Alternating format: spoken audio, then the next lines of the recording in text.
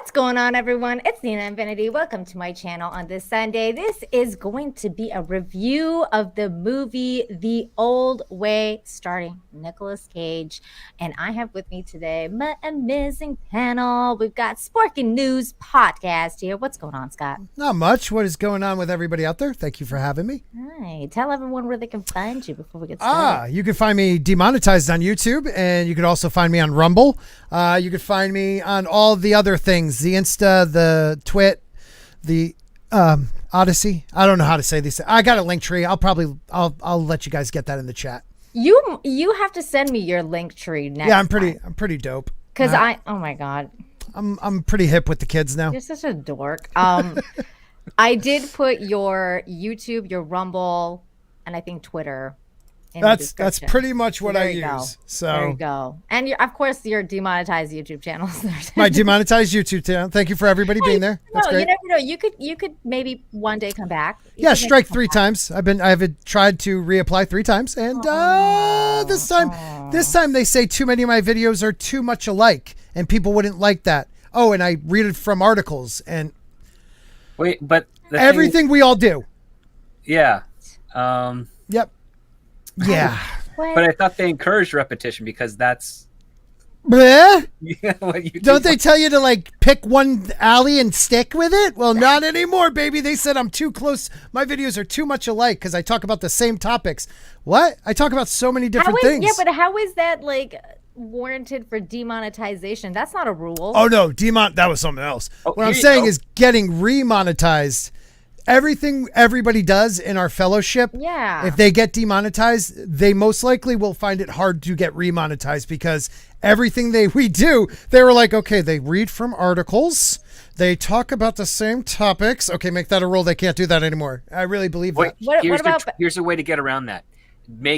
Rename all of your shows part 1, 2, 3, 4 in subsequent order, so it's the same topic, but just additional parts continuing on to it. Yeah, good job, okay. Script Doctor. I do different. I like that. Do that. I do plan on. I think I might do a new account. Yeah, we're not done talking about it yet. This is part 488. Yeah, 3,000. Yeah, it's part 5,000 of how Brie is like a total weirdo or whatever. And just one thing, other quick. I was getting like 11,000 views a day almost. I was gaining hundreds of subs a day, and the day my strikes came off my channel, it dropped to like 5 views, -3 subs. So it's YouTube's just really strange. Shadow ban. Oh, yeah. yeah. Okay. Shadow ban. Thank you for having me, though. Of course, we do have another content creator here. It's Script Doctor. Hi, Script Doctor. Hi, thanks for having me. I don't have a monetized YouTube channel, so I don't have that much to do. But I do things on there every once in a while to generate interest and give people a respite from the craziness that is normal Hollywood. Mm-hmm. But you do have a Patreon, right? I do have a Patreon. In fact, I dropped a little on my YouTube channel. I dropped my first short, which is a special clip. That's a video that is on my Patreon for max tiers and above, because it recounts the history of Warner Brother and the Snyderverse from beginning to end, and it's reenacted with the movie, using the movie Superman 3. Wow. I need to watch that. Yeah, me too. Yeah. Like that sounds I'll share it with you guys after the stream. Awesome, man. Cool. Well, I'm glad you're here, Script Doctor. You suggested this movie because I was like, I don't know what we're reviewing today, and you were like, let's do this one, and I was like, okay. I thought it'd be a good precursor to the upcoming theme that we're going to be planning later. Yes. It's not the same as the show, but it orbits the show. Let's just put it that way. Sure. Yeah, but I mean, it's like the same theme, meaning like Westerns. It's Western. It's small families. It's simple plots, complex characters. Mm-hmm. And the show we're talking about, by the way, guys, is Yellowstone. So we're planning on reviewing each season of Yellowstone in the coming weeks. But we have to all watch it first. So I've watched the first episode like 3 times. Oh, 3 times? Yeah, it's just I planned on rewatching, like starting it, and then I'm like, well, I better start from the beginning. And every time something else comes up. So and then something else happens. Deranged Lunatic, thank you for the super sticker of what is it? It's a rose. Thank you. And by the way, guys, Scott is also on Rumble. His link is in the description down below. Yes, please. So there you go. Sub to him. And we've heard really good things about 1923 as well. That is also on the list, but I kind of want to do it like I want to watch Yellowstone first and then go into 1923 and the prequels and whatever else there is. I always feel like I should watch the original thing before going into prequels. They have an 18 something too, but every time I want to say 1899, but they have an they have a Yellowstone 1819 or something like that. It's supposed to be like the very beginning. 83, I think it is. Okay, that sounds better. That sounds better. Something like that. Yeah. But today we are going to be reviewing The Old Way with Nick Cage, and let's 1883 says Paul. So let's start with kind of like the spoiler-free version, because this is going to be a spoiler review, but we'll kind of do like a little spoiler-free our takes before, just in case you guys haven't seen it, because it is pretty new. So let's start with Script Doctor. Script Doctor, spoiler-free, what'd you think of the movie? I enjoyed it for the most part. I liked the simple story. It's a simple story of revenge. It's a little bit showing how the past mistakes can catch up with you. I really love the father-son dynamic. I know some people are going to father-daughter. Yes, father-daughter. Sorry, I might be misgendering. I'm sorry. No, she's very masculine. I do know that there are probably going to be some people out there that are going to interpret this as like a spectrum thing. It's not. It's very obviously not, even though they try to present it that way. Wait, what do you mean by spectrum thing? Like she's like autistic. She's on the spectrum? Oh. No, she's not. It's actually not autistic. It's actually a sociopath. Yes, I thought so too. Okay, we're gonna get into that. That's where I was going. Okay.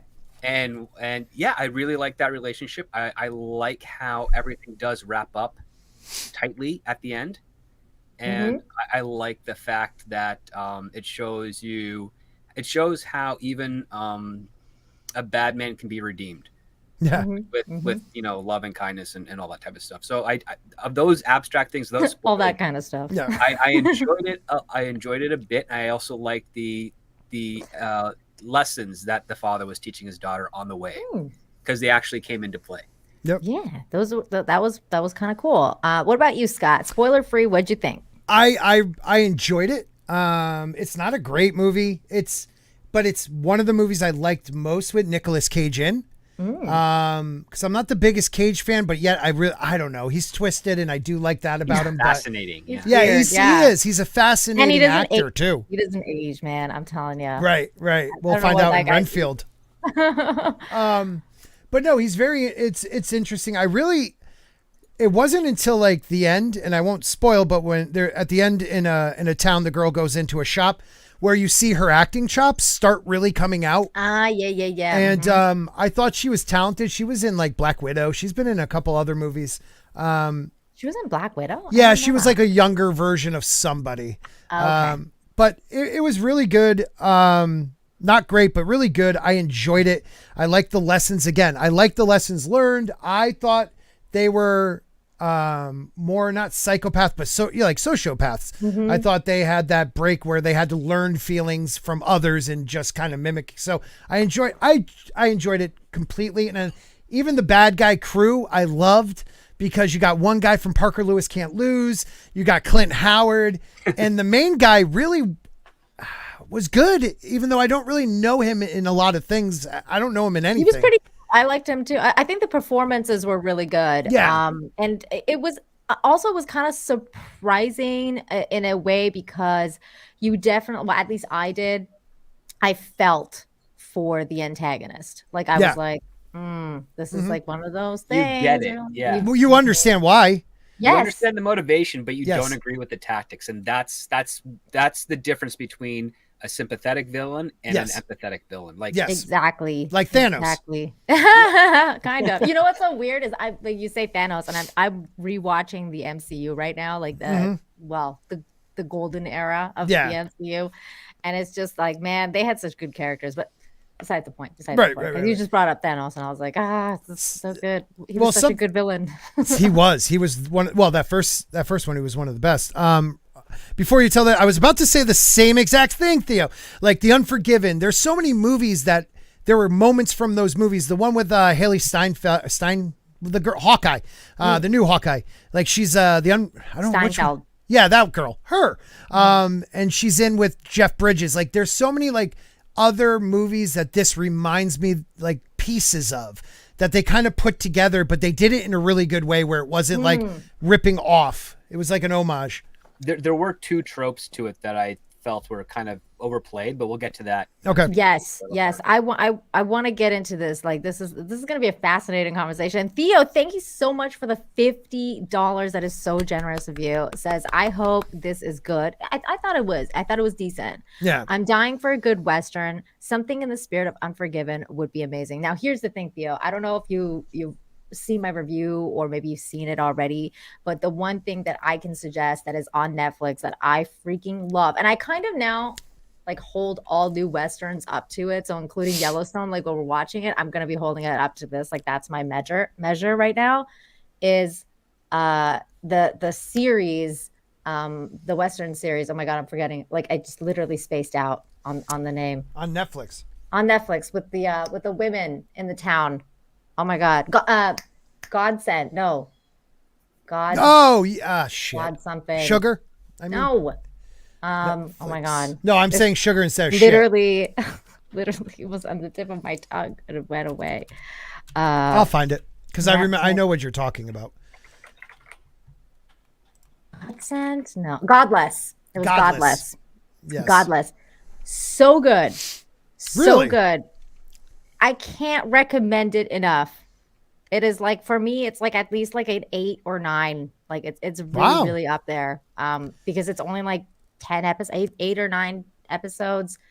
It has like maybe 1 or 2 problems here and there, but my God, they did such a good job with that show. I couldn't get enough, and I was like, this is probably one of the best Westerns I've ever seen, like personally.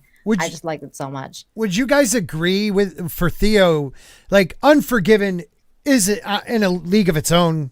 But this movie has a bit of that. It's revenge, it's definitely revenge, and it's a badass who's doing it. Mm-hmm. So, Nick Cage is no Clint Eastwood, but it definitely has that feel to it. I just wouldn't get your hopes up that much, but definitely like you got nothing else to do to watch. I would watch it. I would say like this is the perfect kind of like Sunday afternoon movie, which is like exactly what happened to me. Yeah. I was like, this is the perfect Sunday afternoon movie. It's like, it's not that long. It's like an hour and a half. It's just really, really, in a way, it's kind of like it's basic. Like, I'm not going to lie. It's a basic movie, but there's nothing wrong with that. It's got a very classic theme of revenge. Dude does something wrong, it catches up to him, he goes after the dude that caught up to him, and that's basically the story. It's very classic, but it's good in that sense, because what's wrong with like classic? There's nothing and you got Clint Howard in this movie, and I loved him. I thought he was great. Wait, which one was Clint Howard? Clint Howard's the old guy and the bad gang gang. Yeah. Oh my God, I loved him. He's creepy Rodney from My Name Is Earl. I'll never forget that guy. I love him so much. I was like, oh my God, it's creepy Rodney. I loved him. He's also base compared to his brother. I don't know who his brother is. His brother's Ron Howard, like the director, which is crazy, isn't it? No way, that's so crazy. I didn't even know that. Completely different people, like, the good-looking director that's, kind of an SJW, and the weird-looking brother who is bass. I can't believe that. Weird looking. That's the funny part. Always. He was the alien in Star Trek that offered Tranya to the crew. Yeah. Oh my God. I saw that episode. That's dude, it's so crazy that you go this long in your life and you watch so many movies and you don't realize these kind of things until somebody says it and you're like, oh my God, that makes total sense. Russell Hall for $2 says, I was hoping for a Nicolas Cage cocaine cowboy. Not so much. I would have loved that, Russell. I'm not gonna lie. But you know what? There is a really weird Nick Cage movie that I've been dying to watch too that I haven't seen yet, but it's called Pig, and that one might be up your alley because I think it's all about weird drugs and fucked up shit and revenge. The truffle market. Yeah, yeah. Is that what it's about? The truffle market. That makes so much sense. It's not John Wick as people thought it was. It's not. Did you watch it? I watched it. I don't remember too much of it, other than the fact that it's about truffles. He's looking for his pig, and it was pretty. Dude, those truffle pigs are worth money. They are. Yeah, I heard. So, what? Pig is fantastic. Says. Really, I have to watch it. So it just looked so effed up to me that I was like, I feel like I gotta watch this movie. Like it looks so weird. But I haven't gotten around to it. I'm glad, Theo, that you're going to check out Godless, because I highly recommend it. And I have a spoiler free and a spoiler full review on my channel. So if you want to check that out. Oh, those seem kind of close together. Freaking YouTube. Fuck you. Oh, that's so funny. I'm not, okay. I'm not jaded. Yeah, you're not at all. No. It's okay. So let's start. We're going to start reviewing this now. Spoilers, everybody. This is a spoiler time now. Comic Chats says, have any of you seen RRR? I have a spoiler-free review of RRR on my channel. Go for it and watch it. I enjoyed it. RRR is great. It's fantastic stuff. Okay. So the movie starts with as usual Westerns do, with somebody being hung, and you're like, oh no, hanged man. Hung is another type of thing. Oh, did I just? Oh no! Yeah. Hold on, it's hang like on. That statue in Boston. That's what she said. Oh no. I don't know what the that was. Okay. Okay. So this dude's being hanged. Yep. Hung. Oh God. It isn't hung. It isn't hung. Wow. See, He's part of a hanging. He's part of a hanging. I always thought hung was the present tense. I thought that too. Yeah, it makes sense that we're hunging him. That doesn't sound right. That doesn't sound right. No. Okay, so there's the dude. Nope. He's being hanged. It's Hangman. Yep. And you can already see Nicolas Cage in the shot. Great mustache. Oh yeah, that's a great mustache. That's a great mustache. And so this dude that's like he apparently robbed someone, and we were like, oh, like he's robbed some dude. At first I thought like Nicolas Cage was gonna, like he's gonna set him free somehow. Like it just looked kind of like set up that way. And then a bunch of people decide to like kind of break him out. But they don't quite succeed. Like it was really weird. Like the gunfight started and then they didn't quite succeed. But it's a rescue gone awry. Yeah. But then this guy, he was like the Nicolas Cage was hired to protect the guy that one guy shot. And then he decided to like take his money because he shot him anyway. And then he took his money and he was like, you owe me more. Yeah. And he went inside the store and he took the rest of the money. And there was this kid there who was watching his daddy get hit. Oh my God. I was going to hanged. You got it. You got it. I was going to say the other word though. Hang on. I got to stop sharing my screen for a second. How do you stop this? Okay. Because it's like when you go back and forth on here, I don't want to show too much of the movie. Well, it gets a little gory there, but basically you have the person who owns the town is pontificating to his subjects. Yeah, really. That someone stole from him, and it's this man, and he's going to pay for his crime, and his son is the criminal's son is there crying, not wanting to see his daddy hanged, and they have Nick Cage is there to make sure that the criminal's brother doesn't try a rescue. Right. And Nick Cage, he doesn't really care one way or the other. And so the brother tries to rescue. They're somewhat successful to a degree. But then they try to turn their guns on Nick Cage and he just shoots back. And that's the stupidity of it. Yeah. This poor kid got screwed. He really did. Oh my God. That kid lost every male influential family member. Yeah. Yeah. Like that day. Well, the worst part about it was, okay, so Nick Cage is there. You think he's going to either side with the guy getting hanged. Oh, my God. I'm never going to be able to do that right now. Wow. Hey, phrasing.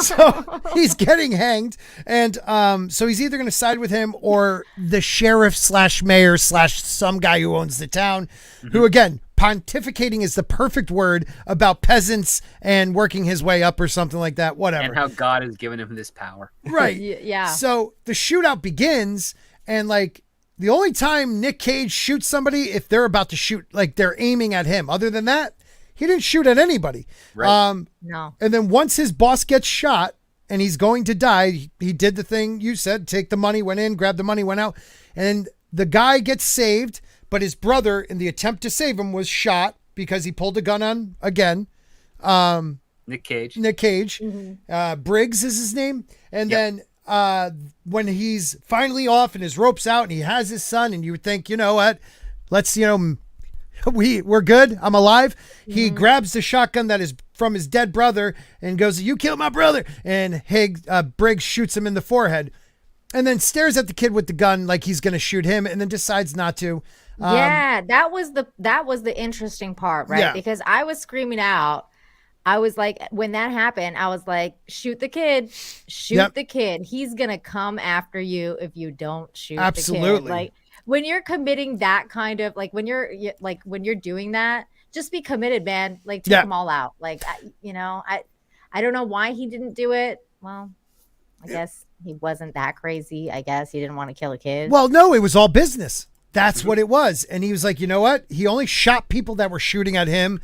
I think he knew that the kid, it was either I kill him now or I deal with him down the road. I think he's one of those types of people. And or he was probably thinking by the time that kid's old enough to be able to shoot, I'll already be dead. Yeah. Right. But big mistake. I would have taken him out. I would have taken him right out. I know that sounds really bad because he's just a little kid, but I would. You could see the hate in that kid's eyes. Like that kid was like, "I'm coming for you." Yep.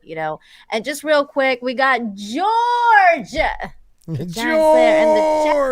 handing out the memberships like it's bullets in a Western. Hell yeah!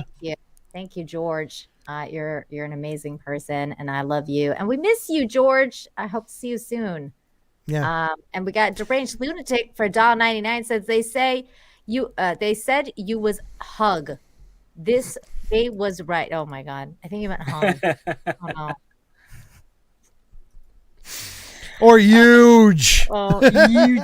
Russell Hall for 2. Speaking of hung, Clint Eastwood did Full Frontal. I remember that. What movie was that? It was in a baseball movie. A guy named Clint shouldn't be doing Full Frontal. Oh no, wait! I'm thinking.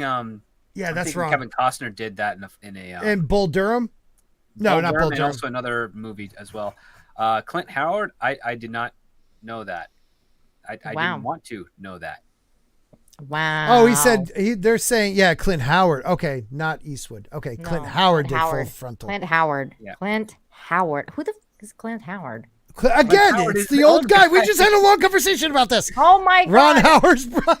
Ron Howard's brother. I'm bad with names, you guys. That was awesome. I'm bad with names. Oh, I'm worse, so that's awesome. Putin's cat says Nina's a war criminal. Well, you would know Putin's cat. You would know. Russell Hall for 2 says, I don't think you can just shoot a kid and go free. Listen. Sure you can in that time. Look, it's a Western. Right. At that time, I don't think they would give a fuck. Well, they weren't a part of the United States at that point. We find that out later. Yes, we find that the rules hadn't been. It's the wild, wild west, and people getting hanged, and and some were hung.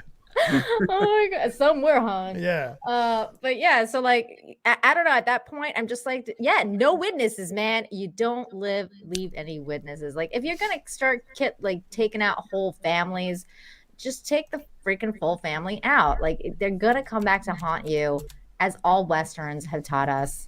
This happens. Oh, am I echoing? Yeah, we're both echoing now. I don't know what's going on. Oh, wells. Yeah, all I know is this too, that if you're that much of a cold-blooded killer, you're going to kill the kid. That's it. This is true. And also, I think you're the one that's echoing because I muted myself and then there was still an echo. Echo. Russell Hall for $2 says, I'm pretty sure Howard's hog was out in Evil Speak. What? Oh God. Jesus Christ, Russell Hall. Don't want to know. Yeah, Russell, thank you for the info, though. You are like a hung historian.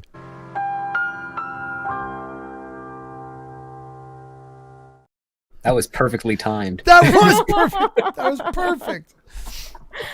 Oh my God. So this poor freaking kid, he gets effed over by that guy. And then years later, 20 years pass.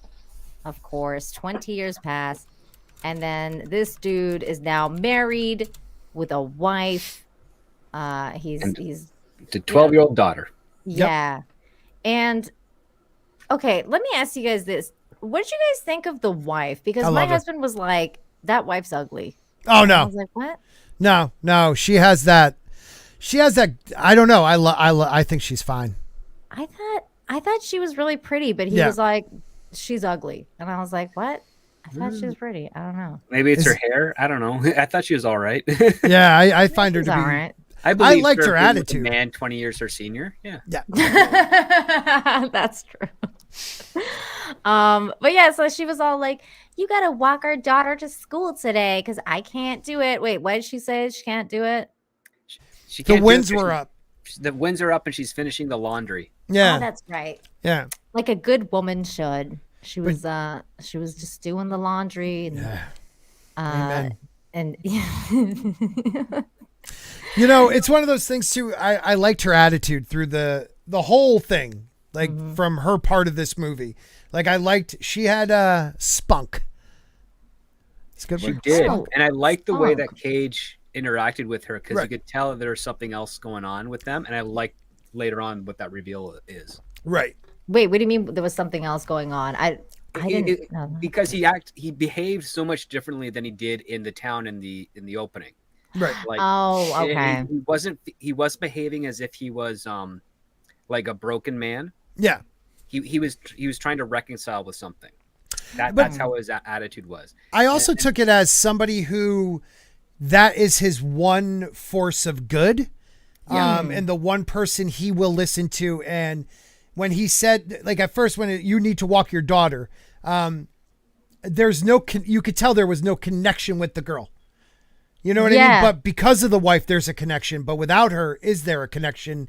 There's something you see in the next, couple scenes where you find that out. I did love that. Like, for example, like they definitely showed because the daughter comes up and then she's like, you're going to have to like, your dad's going to walk you to school. And she was like, why can't you do it? And then, or she was saying like, she didn't want to be basically walked to school by the dad. Right. And the mom was like, no, you're going to be doing that. And she's like, no. And then he was like, listen to your mother. And she was like, yes, sir. And it was like and that. Yes, sir. And he was arguing for her to walk to school alone. Yeah, which was weird to me because I was like, this isn't this like wild country, like half-hour walk. Half-hour walk alone in the West. Do you want your daughter to like get kidnapped and raped? Like, I don't understand. What travel to the point where, and this is where we get into this part of the derivative aspect because I don't want to jump too far ahead, but it's there.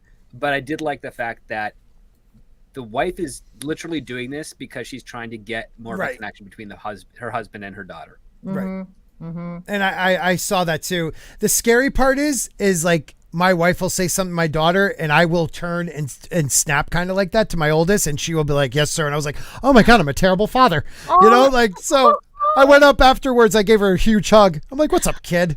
Oh my God. Yeah. Cause you got to balance that out. Right. Like the rough parent versus the, well, I need her to believe I'm the dad, like I'm the one who like, I'm not going to be your friend ever. Yeah. That's my view on it. Good for you. Yeah. Good for you. You're not her. You're just going to be her bank account. Yeah. A bank account. And the one she thinks like twice about doing something, I pop into her head. Yeah. That's my whole plan. This is why your daughter is not going to turn into an ethot. Thank you. This is why. Russell Hall for $2. She will make a lot of money. She better. The kid's an actor. Russell Hall for $2 says Cage's dialogue with his wife was strangely awkward. I mean, he's awkward. he's awkward. You know, like he's very rigid. He's very like to a schedule, keeps pulling. You know, I love the whole watch thing. Yeah. I had a feeling that was it, but it was not until the end you really get that. But the whole watch thing, it's like you think he's like, it's 4 o'clock, gotta watch Wapner, you know, but it isn't, you know. Wow, I didn't catch that, you guys. Yeah. Oh, I didn't catch that. I like the joke where the daughter's saying we should have rode on horses, and he's like, we didn't have enough time to saddle. It's like, but if we got that, wouldn't it make up for the time? He looks at his watch. He looked at his watch. Yeah, he's like, no. But it wasn't about time. That's the beauty of it. That moment when you watch that scene, you think it's about him calculating how long it would be with the horse. It has nothing to do with the horse. It has nothing to do with time. And that's so powerful at the very end of the movie where that's right where I jump back to. I'm like, holy crap, he was not even talking about time and he was not figuring out. It was like an emotional thing where he had to look at that to know why he's doing what he's doing. Absolutely. Yeah. Oh, wow. I didn't think about it at all like that.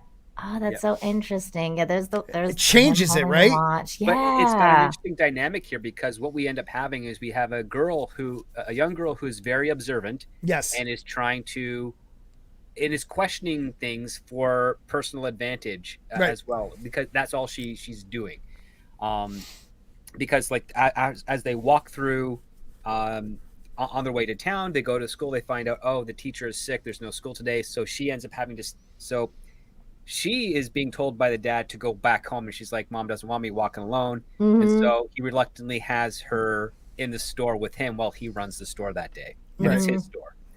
And I like how she was like, do you think she's got the pox? It's the pox, isn't it? I was like, that's like their COVID back then.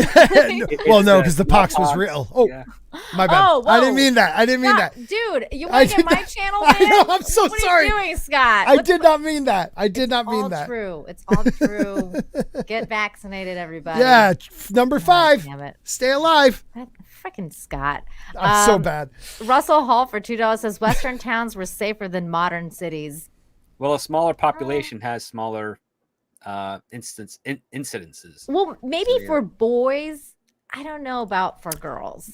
I agree with them. Think about New York City right now. See the videos of dudes walking up and just clubbing women walking home. Or this is true. Like literally, he has a point, and it's because everybody's hung. Oh my. Everybody. Hey, phrasing. Everybody's strapped. They're strapped. Well, not only that, there's also way more density in a city like New York that's got an average of 9 people, 9 million people circulating it. So yeah, the per capita is up there. However, I've lived in a number of small towns. There was a lot of kidnappings in small towns because again, small towns are prime for that. Yeah. It's just the way it is. Thankfully, a lot of them were found within the first 48 hours, but it's a problem like that. I mean, and in cities, it's almost on par. But it is what it is. But in the West at that time, if you weren't part of the union and you were just a rogue town, everybody was strapped, and you wanted to, get somebody, you were risking a lot more than just their lives. Yeah. It was still pretty lawlessness. Yeah. So there was then he's in the store, and then this guy comes in, and he wanted him to do something in the back, which I forget exactly what it was. Oh, he was buying flour. That's right. He was buying flour. He had this really long, elaborate story, which is great. It was funny story. It's so great how they just things at the very beginning of this are so important at the end. And that's what I loved about this story. Yeah, it does a lot of payoffs. Yeah. And now that you guys are saying some of the stuff, I didn't even catch the stuff with the watch at the beginning. Now I'm like, oh wow, okay. I'm taking up my grade for this movie as we're talking it's about good. It. But then and then this dude, so he goes. Nick Cage's character goes in the back to get the flour. Yeah. And while he's going to the back, this dude decides to steal some jelly beans. And meanwhile, his daughter, Nick Cage's daughter, is sitting in the corner doing her homework, or not homework. She's reading a book because we were told actually by her, because she's a little smart ass. She's like, I finished my homework. The teacher has to assign new ones. Read your book. Fine, just read your book then. You could tell the dad's just not not having it with that girl. Like he hasn't broken the ice with his daughter yet. That's basically what it is. 12 years and it's like, who are you? Yeah, although that was one of the things I was wondering about though. I was like, is that realistic? Like, I guess. But when you get to that point around the campfire, you understand why. Right. Because and we'll get into the psychology of this later, because Scott will know a little bit about this as well. But yeah, this guy here, he tries to steal jelly beans. He sees that he's got a witness and he puts them back. Yep. Makes a joke saying that he wasn't really going to steal them, going to hand them back to her dad. Then he leaves with the flower.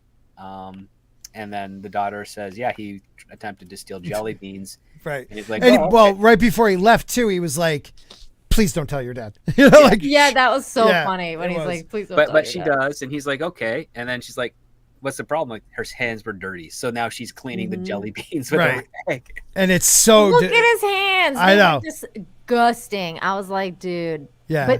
But did they know about like soap back then? That was one of the other things. Well, they had bathhouses and they knew at that point, I think, that, eating dirt is not good. Right. And that could be shit too. My dates are mixed up in the late 1800s as to when they realized hygiene for surgery and medicine at that point. But I mean, that's just an obvious thing. Anyone who's eaten with dirty hands knows there's always a bitter taste. Oh God, with that, like when I would do little landscaping work in the summers in high school, I did the foolish thing by eating a sandwich without cleaning my hands, and it's like I'm spitting up dirt. I'm like, oh, I'm an idiot. Yes, I was like you were 14. So, okay, you were 14. That's okay then. There she is. She's a little sass pants. She's like looking at that guy like, she just touched those jelly beans. Like, what the fuck are you doing, dude? She got a stare. She did. Yep. She did have a stare. 16-bit mascot for 5 says, hey guys, always enjoy it. Cheers. Thank you. Thank you. Anna loves dirt. This is true. She does eat dirt. So then she tells the dad, she's a little tattletale though. I don't know if I would have told. But then I think she was only worried that the hands were dirty. They were dirty. Yeah, that's what I got from it. She didn't give a crap that they put him back was the biggest issue. What do you guys think was the kind of like the significance of her going through the different colored jelly beans? Oh, that's just an organization thing. Yeah. Okay. Kids at various points throughout their age will experiment with that or see if they can. It's when it becomes a significant obsessive, habit, right? That you actually get into the obsessive aspect things. Like when I was a toddler, I used to do this. Two of my godchildren did this a couple of times. If they saw things of different colors, they'd always like to separate them just to see what they're like. And then after an hour, they'd mix it all up again, not care. Yeah, but it's very true. Too. It's very true. Kids like to put things in piles of certain either types or colors, and I think they want you to think that's it. Like she has OD. She's either autistic or has OCD. OCD, thank you. It's not. It's really just It's just playing around with the concept of order. Yeah, and organization. Because so like Scott has probably already gotten this where he's told his older daughters to like put your socks in the sock drawer, and then you open it up and you're like, wow, that's a really interesting way you organize that. Right. Just weird things with their toys too, the way they organize them. And sometimes like now they're finally getting to like all the food toys, all this, but it used to be like same shapes and sizes, but everything's mismatched. It's different. It's interesting how kids develop and how they think. And I think we're supposed to think she has some issues, but really it's just, she found a more organized way to clean them so she can keep track of what she's doing. I think that's really what it was. Well, I mean, it's interesting to me what Russell Hall's saying, because it was like Russell Hall for 2 says the kid was pretty obviously on the spectrum. And that's the thing. Like at first I kind of thought that that's where they were going. Yeah. But then when you start to kind of understand from like after that campfire talk. That's it. You know exactly what it is. Yeah. Yeah. And when that happened though, like I was thinking to myself, well, isn't technically being a sociopath kind of like being on the spectrum? So it's kind of like the same thing, because you don't think the same way other people do. Well, right, but people on the spectrum still have feelings. Here's the other part. Their own. That's interesting. People on being on the spectrum is not hereditary. No. Right. And it's not. The issue that we have here is that it's very obviously a hereditary issue. The other part too is that in the last 20 years, the spectrum has widened really just as a means to drug up kids. Yeah. Sure. Sorry. Yeah. And that allegedly. and that's the thing though, because I thought to myself when we were watching, like when I was watching this, I thought the little girl was clearly a hereditary, like she had basically gotten the psychopath gene from her father. Yeah. Mm-hmm. And that's why I didn't think that they were sociopath. I actually thought that they were like born psychopaths. Yeah. No. But they're actually high functioning sociopaths because he is. He is. She learns to be. Well, okay. So sociopaths can be distance from emotion, but the only reason they're distance from emotion is because they haven't made a connection. Right. Understand. Well, but also society changes you. Yeah. Like depending on what society does. Like, and that's why the next character that was introduced, which was the guy from 20 years ago, the kid now grown up, I think that he was more of a sociopath than the girl, whereas the girl was like a natural born psychopath because she didn't like that. See, I flip it. And then he was made into a sociopath by society by what that guy did. Like maybe that kid wasn't a sociopath. I would flip the definitions. I would flip the definitions, she was right? Made into a psychopath, and because a sociopath doesn't have to have an effect, right, for that effect to happen. And they're also they're not inherently evil. They're just people that don't know how to. Yeah, right. They're just people that don't understand feelings. They don't have them for themselves, and they usually mimic other people. And he explains that around the campfire. Really well. There's this concept of like basically a distance of emotions. Like they know the emotions exist. They know why they're there. They know how they're supposed to function. They just don't have the connection to the emotion for themselves personally. But the only way they get that is when something when they can recognize the deep value between themselves and another person. Sometimes it can take years and sometimes it can be instant, but it's not on the same degree or on the most average of degrees of other people. Right. It's a weird, interesting aspect of a relationship. And this was something that I learned because one of my best friends who his oldest son, who's like 23 now, is like right on the spectrum. Like he is right in the middle. He doesn't talk. He didn't cry. He was probably one of the earliest diagnosed children with it because he was speculatively diagnosed at 5 months old. Oh, wow. Okay. The baby at the time never cried. He was so concerned about this that he went I to understand that. pediatricians to find out what the heck's going on, and they could only just make him a guess. Like, listen, he's too young to be diagnosed, but I would say this is most likely what it's going to be. And after a couple of years, they were able to say, that's what it is. And, oh, wow. But the kid's doing great now. But that's good. Yeah, he only talks to 7 people, but he talks as well as you and I do. Yeah, as well as you and I do to them. Anyone else he doesn't know, he's completely silent. Yeah. Oh. But see, at least he has that. He has that. But yeah, this guy's definitely a psychopath, and he was created in that moment. And a lot of the times that's what happens. Like a serial killer is created at a young age because of a moment.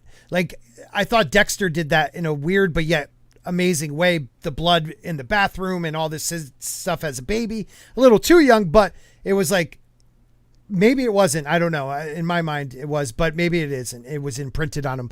But this kid was old enough to make that decision. And you see him, like you said, Nina, at the beginning, you see him click. Like he literally, that kid did a great job going from like just shocked and fear to like, I'm going to kill this motherfucker. Yeah, this guy's dead. Like he made a note of that. Like you could tell like in his and again, like shout out to the acting chops of that kid because you could tell the levels like when he actually switched, you could tell by his facial expressions. You know, it's crazy. The more we talk about, like you said before, the more we talk about this movie, the more subtlety I see in it, the better it's making the movie now that we're discussing it. Because literally you could watch this movie on a Sunday afternoon and be like, that was a good movie. Or you could really look at the acting choices that these people make that are so subtle. Like even this interaction between the wife and him, like she knows right away, this is not a good situation. Oh yeah. You know? Yeah. And it's but then again, any woman in a Western would. Right, like when you're getting approached by some fucking weird dude. Yeah, like in the middle of nowhere. And then he introduced 3 other men. It's like, okay, at this point here, I'm pretty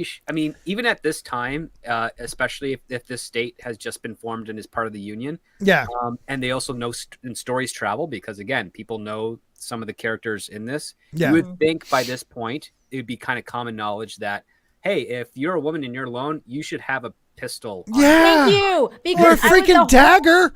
Dude, the whole time I was like, why didn't she have a fucking pistol in the laundry basket? Because I was like, just if you have like a little hidden one, just take one out. Or like when they took her to the barn, I was like, you don't have a pistol somewhere, lady? Shotgun something? Shotgun something. Like you got to go grab the freaking pistol or whatever it is. Like you have to have a gun. Like there's no way. That was one of the things I had a problem with. Same here. Same here. One of the biggest problems. She's gotta have a gun, man. Russell Hall for $5 says there's a massive difference between people who are both prone to violence and a numb to it, and a true sociopath. Sociopaths are almost not even human. Yeah, I mean, the most dangerous ones you'd never know. Right. This is true. This is true that you don't even know, and that's why it's there's a book called I worked with them. I think there's a book called Snakes in Suits, and it talks about that. It's a really good one. Doc Savage for $5 says, have you guys heard of Beth Thomas? Ryan Armstrong's performance reminded me of her. I'm so bad with names. Yeah, same here. Let me see. Beth Thomas. It's not ringing any bells. Yeah, Ryan Armstrong is the young girl. She was really good. It reminded me, yes, she was like more numb. Good word to use, but compared to like that Haley Hawkeye girl in True Grit. You know? Oh, Beth Thomas is like a real person. It says Beth Thomas, child of rage, practical psychology, and the HBO documentary Beth Thomas, a 6.5 years old girl. And it's something to do with this girl kind of like losing it, I guess. Oh, well, thank you, Doc Savage. I'm gonna have to look into that. Yeah, her thing actually looks really familiar. I don't remember what it was that made her like that, but I remember her. Like I remember seeing her image. Oh, hold on, let me shift this. Like this girl, I remember her. I don't know what she did. She did something very violent, didn't she? And but had no reaction to it. I do kind of remember. Yeah, her. I kind of remember that too, but I don't remember the details. But I'll have to look into that. Thanks, Doc Savage. I kind of forgot about that. Yeah, that's cool. And then Russell Halford too says the kid's family obviously had criminal tendencies. Well. You mean like the bro? Yes. Yeah. Because they were all. I mean, that guy was robbing the other guy. That's why he was being hanged. Well, see, that's okay. Another thing, was he? Because it seemed like we don't, because it seemed like the whole city, like a lot of people in the city were like upset this was happening and like looking on almost like we should be doing something, but we're not going to do it. So because that guy was an asshole too. Like the guy that he robbed was like crooked. You know, definitely crooked. I think it's more the case of when the kid lost his parent, lost his father, lost his uncle. He had nothing, so his last resort to survive would be criminal behavior. Yeah, right. It was that setup. When you're that young and that impressionable, you can kind of get carried away with it. Yeah, I just wish we had a little more background into, was it justified, the dad being hung? No. We need to put this matter to bed. That's what she said. Or he said. So this is one of the issues that I had with the movie is that I don't think he needed that opening.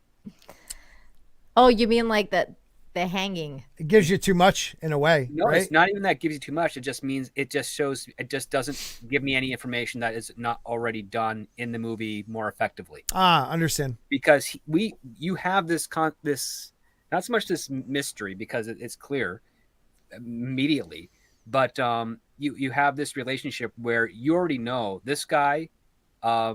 This guy is out for revenge. He happens to find the spouse of the man he's looking for, and it almost by accident because he didn't know who she was, and they didn't realize this until they find her saddle in the barn. Okay, I don't believe that. I don't believe that. Think that he was able to I think he thought this was the house. I think he thought because he had everything planned out, And I believe when he saw the saddle, he knew for a fact. Yeah, that's what I thought too. That's how it appears. But I think the fact is he's already on the run because he's escaped from jail. Right. And the reason he escaped from jail is because he promised the people that helped him out a lockbox full of cash that is in another town, and they had to go through this town to get to it. But they already talk about the plan. Like Briggs was part of the plan. I don't think it was an afterthought. Yeah. No, see, I don't think that was an afterthought. Some of the conversation in here, you knew. I don't know. I feel like they knew. It was his plan, not their plan. Yes, I'm with you on that. Yeah, I think he already had the plan for revenge. Part of me suspects that this came in at an opportune time for him, as opposed to him actually bringing them along specifically to do this. Okay, I was a little. I'm still on you have genuine surprise coming out of him. Yeah. When he finds the name Briggs. Oh no! See, I thought it was general excitement that he was right. That's what I thought too. I thought it was general excitement. Like I finally found this fucker. Yeah, like this is guaranteed. Well, it's if him. You have the whole "I finally found him," that's still a surprise. Right? Yeah. You're right. That he didn't know that. Technicality, script actor. No, but you're right. You're right. But I think it was planned. Russell Hall, though, I think this is like, and Russell's saying he knew exactly where they were going. I do too. I agree. Yeah, I think I'm exactly where they were going. Think about this. They already watched him and the daughter walk down the road. Remember, he goes, that little girl. And so he knew who this was already, but seeing the saddle got him off. Well, I would say, seeing them probably said, hey, we're taking a detour to this house.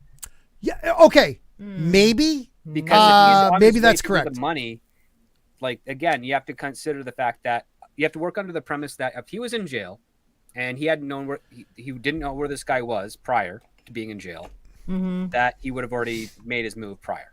But he didn't. So he's in jail. He just got out. He's been out for a couple of days. That's what the marshal says. Yeah. So I think when he's going through this village and he sees Briggs and his daughter, he's like, we're going to take a detour. Yeah. And then he goes up traces it back to the home. Yeah. Tells him this is going to be a little fun for us to do, because that then sets up something which is what a lot of my colleagues like. I tend to like it here and there if the situation calls for it, where a character is the impetus of their own demise. And that's what this action is. If he did not go by this house, he would have got scot-free. Oh, goddamn. You're right. So he saw something that told him to go detour from this plan, and that's led to the series of events that I'll give you that. What I'm saying is, at least when he got to that farm, he knew where he was, and it was the saddle that got, because it brought him back to his childhood, because the saddle was there.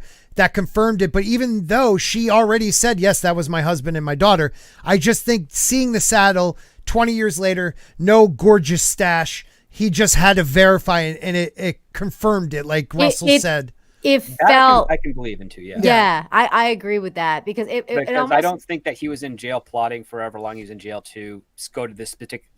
Not this particular, no. But payback was definitely... I think they saw him walking down the street with his daughter, and he was like, oh my God, that's the guy that I've been looking for. And it was like happenstance. And then he's just like, oh, let me check out this house. And then it was like, oh, it's his house. And then of course, when he sees the saddle, like this scene, it's when he's like basically 100% sure. Yep. Like he's just like, okay, this is the dude. I'm gonna kill his wife right now. Yeah, because when the two older guys in the gang hear the name, they're like, "What the frig?" Yeah, they're like, "We didn't sign up for this." Yeah, they were scared by this. Yeah, exactly.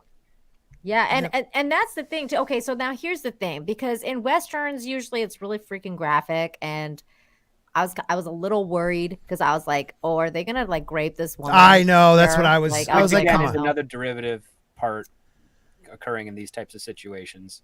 But they didn't. I don't believe they did. They didn't show it. They didn't show it. They just say that they use her blood to paint a message on the barn wall. Right. Yeah. That's pretty dark. I think it was very dark. Don't get me wrong, but I don't think there was actually a violation, because this guy just wants to torture him, and he did it. It was like a revenge thing he wanted, but not like, I don't know. But then again, they probably did. I mean, they just got out of prison. Why not? I feel like they probably did. She was pretty damn purty. So I don't know. I have to say, they left it up to interpretation. I freaking love her line here. You shot my horse. You broke my arm. You know who my husband is. She's like, you just brought the devil from hell or something like that. free or something like that. Dude, I was like, ooh. She's like, she knows, and that's another great thing about this, which is not a usual thing in these movies. Like they may know a little bit of the past. Like she knows he was a freaking killer. Yeah. Like she knows how horrible of a man he was. Mm-hmm. And I wonder what she was. Ooh, good question. I think she was a hooker. I was kind of thinking the same thing. Brothel worker, for brothel sure. worker, something, because she has that. 100%. She had that brothel-y vibe about her. Russell Halford, too, says his brother and a gang of men shot up the town. Yeah, but that's the thing. It was the uncle. Yeah. I don't know if the dad that was being hanged was necessarily a bad dude as well. I think the uncle and I don't think were any of them bad, or were they, I'm going to save my brother from this evil man. I think they were going to save their brother from this evil man because the father was pleading, saying that he never stole. Right. Yeah. Right. And we don't know what, again, the charges are so vague. It's almost like, yes, this is a corrupt town owner, essentially. Well, and that was actually part of the thing that kind of like, I was like, what the hell? Because usually they say it like, from what I understand, the charges blah blah blah blah. Yes, that's why I was accused of these crimes, and you're being hanged for these crimes. But blah, see, blah, blah. It's not the union. It's not the union. So this was a man who literally owned a town in a godless land, heathen land. Godless. And he wants this man dead because in his mind, this man didn't pay protection money, didn't pay taxes that are ridiculous. That, you know what I mean? Is it that, or did this guy actually steal from him, which I doubt. And these guys who shot up the town, they didn't really shoot up the town. They were trying to save somebody who they believe was innocent. And I would have done the same thing, but got away with it. Russell Halford says if he recognizes Nicholas, I want that Cage walking the daughter. He'd have shot him right there. He only made the connection when the wife said. He only made the connection when he saw the saddle. Like that. Yeah. That's what it was. Well, that was the confirmation. Yeah, that's what I'm saying. Because he wasn't going to shoot up this man and daughter walking down the street if he wasn't 100% sure. That's why he went to make sure that it was the guy. I think if he knew it was him, he wouldn't have shot him up either. He wanted him to hurt. He wanted him, like, because he could have easily, okay, I'm going to go back to this town. That guy was unarmed. I'm going to walk into his shop. He has no clue who I am, which even the guy thinks he would know him 20 years later, and I would blow him away. This guy had a sick, delusional idea that he created him as his son, and they had some spiritual devil connection, and the guy would have killed him. No, he wanted. You're right though, because he said later on in the movie too, like he was like, "This isn't the point, guys. The point is I want him to chase us. Like like we're being, you know, like he's coming after us. That's he wants to win." And I didn't get that too. I was like, well, like if the point was he was really like after revenge and wanted to kill him, why didn't he just wait at the house? Exactly. Kill him and the daughter. Like that wasn't the point though. He wanted him to chase him for some reason. And I think the reason for that was because he was chasing him forever. Like for 20 years, he's looking for this guy, right? So he's like, now you got to chase me, bitch. Like finally found you. On my land where I have you set up. The guy also is delusional, thinks he's a genius. Like he wanted to torture him with the murder of his wife. And then he kept saying, we're not hunting him. I keep telling you guys this. He's hunting us. Yeah. You know, and Theo for $20. Oh, wow. Thank you. Oh my gosh. It says, this is a great panel. Both of you guys have earned my subscription. Thank you. I don't have subscriptions. Oh, I have subscriptions. I'm sorry. Oh my God. I forgot I had a YouTube channel there for a minute. God, you're such a dork. Thanks, Theo. Theo, also make sure you check out Scott's Rumble because he's a bad boy on here. And he tries to freaking demonetize everybody else along the way. So. I really do. Hi. Vaccination. If you're going down, you're taking everyone with you. I'm burning this whole city. That's so true. I'm sorry. Russell Hall for 5 says, she said he was walking his daughter's school. That's when the guy realized the man he saw walking with the girls was the one and only Nick Cage. I love you, Russell, because I see why you think what you think, but he brought it up first. He said, "Oh, so that's would I be right if I said that was your husband and daughter walking?" So they already spotted them. They already knew. He did not forget that face, man. I don't care. 20 years later, saying that he'll be back soon, right? And he's like, "It's a half hour to town, right? Yeah, right." He watched. Dude, they stalked him for a while. It takes a half hour to get to town. He's at his he knew he was at a business. Like he knew everything. Like well, this, everything. She told him it takes a half hour to get to town. No. Yes, he told him. No, she told him town is that way, about a half hour down. Oh crap! You guys are right. I'm sorry. Yeah. Didn't she? Yeah, I thought she told him. I'm sorry. I misjudged. I apologize. Oh shit! That's right. He just listened really well. God damn it, Scott! Get your shit together. No, I'm just joking. Now I'm unsubscribed to Scott. Yeah. So hold on. I'm pulling up this other scene. So the next scene is like, okay, so they're like basically the wife died, poor woman, and then okay. This part was actually kind of really weird because I was like, is this guy like freaking burying the wife like 5 feet from the door? Why don't you at least go like a little bit further out? Don't you guys live here? Like, just an issue. The freaking body was like laying out on the floor there. Yeah. And then, he like freaking, he buried her, like her right in front of the daughter. Yeah. The daughter's just sitting there like stone faced. Yeah. What's going on, Dimaj? I get to see you, bud. Hey, man. And he's just like, this was just such a weird scene to me because I was like, okay, the daughter has like literally no reaction to this. Yeah. At this point, I was like, first of all, there's something wrong with this movie. Because at first I was like, if you see your mom dead, like I'd be pretty freaking traumatized. I'd be crying, screaming, like, I don't like, you just saw her that morning. The reaction just did not feel right. And then of course then the conversation happens with the I was going to say the chief of police, but he's not the chief. He's the marshal. With the marshal, right. Yeah, where he's like, and the marshal was awesome, by the way. Shout out. Yes, I love that actor. Love him. He's a great actor, and he's really freaking based, by the way. Very based. Super based on Twitter. Love the guy. So he's having this conversation with the little girl, and he's like, well, kind of like, what's wrong with you? Like, why aren't you crying? Like, didn't your mom just die? And I really love that conversation because I was like, okay, I really want to know why she's not crying. Like, why isn't she reacting like a normal human being? Right. And that's when it started to hit that the theme of this movie is not just about the fact that, we're talking about something deeper here. Yeah. Like, we're talking about the fact that she can't feel emotions like normal people do because she definitely didn't react like normal people do. Yep. And so I like prior to this, during the daylight hours, when they first get back home, for eating his food. they're going through all their food because they were shocked that somebody was left alive. So that tells you another thing about this gang. Everybody they come in contact with, they kill. Ah, that's true. Well, they were shocked. They thought that she was there. There was no one else at home. That's why they started eating all provisions because they would have gone bad and gone to waste. Right. And then when Nick Cage and his daughter show up, they're 100% shocked. Like, oh my god! Like, one, I apologize for our men making themselves at home, and two, do you need us to help you bury the body? And there's a message in the barn, you got to clean that up, and my condolences and all this stuff. And Nick Cage is just like, leave me alone. Right. You already did. You did. He tells him about the message on the barn a little bit later because he tells him about the message on the barn after he has a talk with the daughter, and he's like, you don't want your daughter to get more fucked up than this. But don't take her into the barn, man. So you bring in the what did you get from him burying her right there? Because I got right away, it's on. Yeah. I got that. Oh, it's on, but also like that he's not planning on coming back. No, because usually you would think that you would want to live somewhere that doesn't have a grave right next to it. Yeah, next to the outhouse. Right. Yeah, right there. But I was just like, I mean, it felt a little bit wasteful. What did it say on the wall again? I couldn't read it because I was watching on my phone.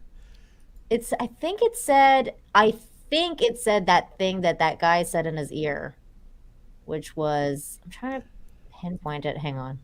Yeah, I thought it was something like, you owe me more. That's what it's, or I owe you more. That's what he said. Because that's what he said to that guy. Yep. There it is. I owe you more. Yep. And still, he doesn't know who the hell it is, though. I mean, how could you, though? Because this guy's killed so many people. He's probably said that to, like, so many fucking people in his life. He's like, I don't fucking know who the fuck you are. Like, yeah. I don't fucking... I don't know. I mean, it makes sense because he was so crazy. And then he goes to his box and he starts looking for his through his box, and he's like, I'm gonna, and you're like, oh, okay, this is it's definitely on. He's gonna do something else. But then he does something very strange also, and I was like, ooh, which is he remembered what the sheriff said to him, which was, or the marshal, Yeah. which was that, like he said something about how the daughter, like the daughter is holding you back from that. Like you're or not that she is like you can't go out for revenge because you still have your daughter. What would your wife think? Like, remember, your daughter needs you. You can't just go out. Like, he's saying a very important and like poignant thing, because this guy, he believes, the marshal believes at the moment, this guy is just, he's so broken up. He's rageful. I need to like bring him back down. And what he's really doing is giving the guy a goddamn idea. Yeah. Like, that's what I took it. I was like, oh shit. Like, he's got an idea now, and he almost pulled it off. Mm-hmm. And then, so he goes up to the daughter's, kind of like where she's sleeping, and he literally points the gun at her, and he's thinking about killing her. He's like, if I kill you, then like everything's then nothing's on. holding him back to go. Yeah, nothing's holding him back now. But then she wakes up and says the best thing. Oh, best line. Mama wouldn't like you pointing that at me. Yeah, just deadpan. Like, yep. Yeah, and the way she said it too, though, again, was like, oh my god, this girl's such a psycho. I was like, oh my god, she's like this little Chucky. Like, I was like, okay. But again, watch that scene again. Watch that scene again and see how brilliant that little actress is. She like, is. She's great. She thinks so quick. Like, she sits up, she sees him, and you could see like a moment of like, okay. And then she's like, she knows the one thing that'll get him. Yeah. The one thing that'll get him. Mama wouldn't like you pointing that gun at me. And it was like, he was like, damn it. Like, I love that. I love that scene, man. Like, look at her in her eyes. There's fear. There's fear. That's when the child learns that there's always a slim chance that they can outwit their parents. Yes. Yes. I mean, this is way more than the belt at this point. It's like, I mean, the dad's like fucking pointing a gun at her. Like, he's like, if she's holding me back, I'm going to kill her. Like, because the only thing in his life was the mother. The daughter was an after product of the love for her, but he never connected with her. And, it's crazy, man, because I would see it like most human beings. Yes, there's great love for your spouse, but there's a different type of love for a child. Mm-hmm. And that's why he's a sociopath, because there was never that connection. Not holding your child for the first time meant nothing to him. Wow. It's crazy. Yeah, and then there was actually a belt scene later on. Yeah. Which was really funny. That was actually really funny too. Like, because at this point they start to ride through the forest. She's dressed up like a boy because Yeah, boys... she tells him to we're going out in a few minutes. You're wearing pants, not a dress. Yeah. Mm-hmm. And let's go. Let's go. Yeah, wait, why'd she want the belt? Why do you want the belt again? I kind of forget right now. Because her pants were falling off, weren't they? Well, she had to like use she was using it. Oh. Hold up the pants. He needed it for I think it was for tying up the guys, the marshals. Was it? When he threw it at her when she was laying down, in the forest, or before that? Hold on, I gotta. It was before. Like, I'm watching it right now. He like asked her for the belt, and then he took the water. Said something like, "Okay, we're gonna go after them." I forget why he took the belt. I thought it had something to do with taking care of the horse, getting ready. I don't know, but you're right. It was. It was that. He was trying to get ready for it. I forget what the belt was. By the way, he burned down his house too.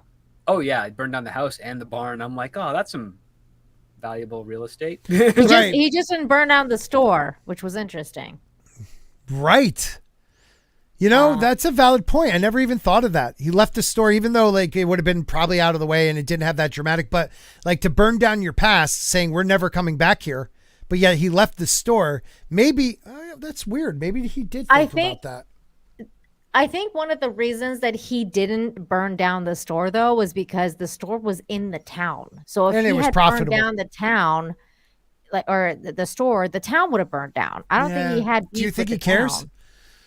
You're right. He's all about beef. He's all about beef. Yeah, I think he. You're right. I think he cared a little bit. John Burns for $2.79. Thank you. Said Melissa O'Neill and Nathan Fillion in Rookie season 5. Okay. Thanks. Why'd you guys say okay? I'm so lost. I don't know. I haven't seen the Rookie season 5. I haven't seen the Rookie at all, like ever. I saw I think I saw the first season. I think the belt was later used to like stop that guy from bleeding, wasn't it? I think it was because he takes the belt. He says, "Go to sleep for 30 minutes. We're going to be doing this every 4 hours. Going to be sleeping for 30 minutes. So we can catch up with these guys." Yep. And then he gives her back the belt when they're riding, and they got the marshal there because you can see her holding the rifle and she's wearing the belt clearly. Yeah. Well, he throws it at her when she's laying it in. He's standing over her and she's sleeping. He throws it on her. Maybe that's the belt. New if you don't sleep with a belt on. I don't know. Yeah, I don't know. I didn't get that. Very confusing. Yeah, I think there's something cut there. Yeah, you know what? Valid point, man. Valid point. There was also then we catch up with the marshal, and the marshal and them are hunting that guy down. And by the way, Deranged Lunatic made this great point here, saying that the actor that plays the marshal was also in Gina Carano's movie as the head bad guy. Yep. He was, and he was getting a lot of shit on Twitter recently from the SJWs about that movie, and he was like going, like he went nuts. Well, because it pisses me off. They don't understand how economy works. So exactly.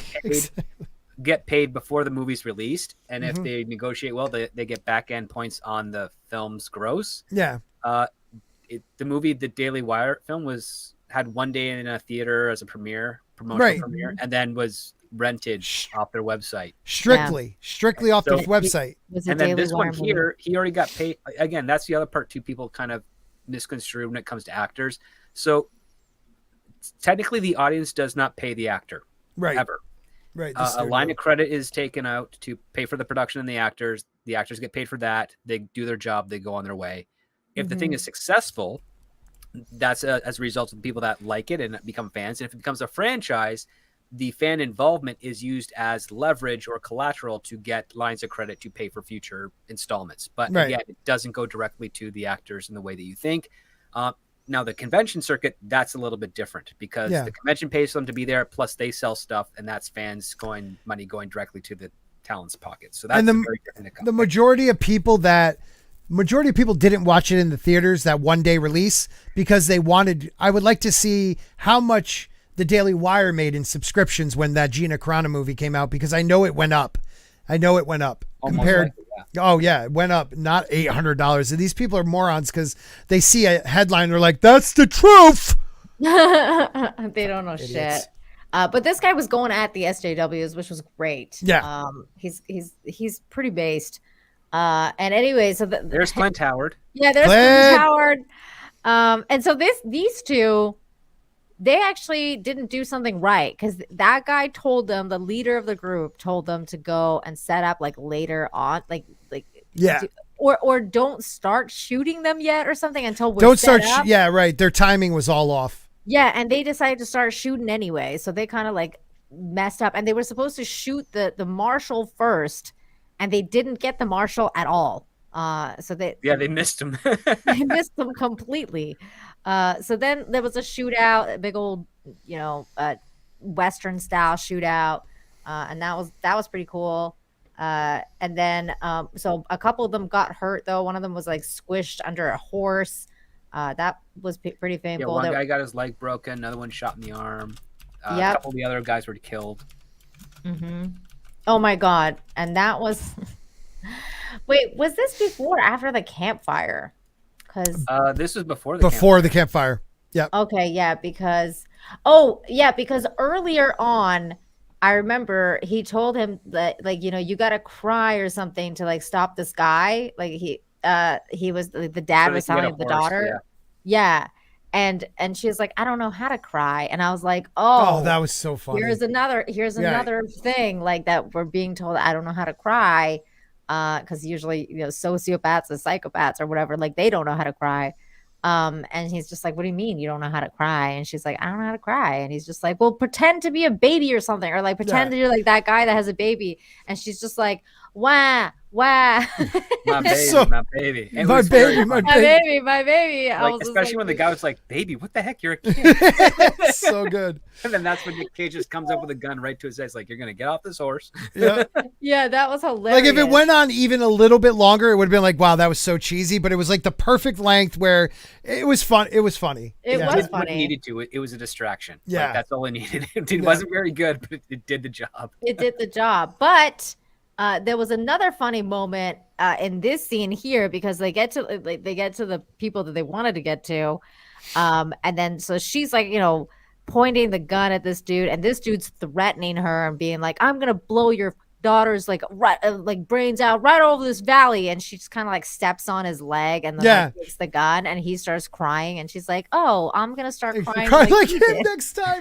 That was so good. I'm gonna try to do it like him next time. But the best part is like neither one of them react to what he's saying. He's like, "Didn't you hear what I said?" And like the girl, nothing. Him, nothing. It was awesome. And and again, that was another like sign that she was kind of like psychopathic or whatever you want to call it, because she was like, "I'm gonna learn to act like that. Like I'm gonna." Here's the other thing too. Pretend. Everything that she says, Nick Cage's character is now getting a better understanding of who she is. How she Everything that functions. she's having issues with is stuff that he recognized that he had issues with as a boy. Right. Mhm. But he never put that together before. You know, which is amazing because the wife was always the intermediate.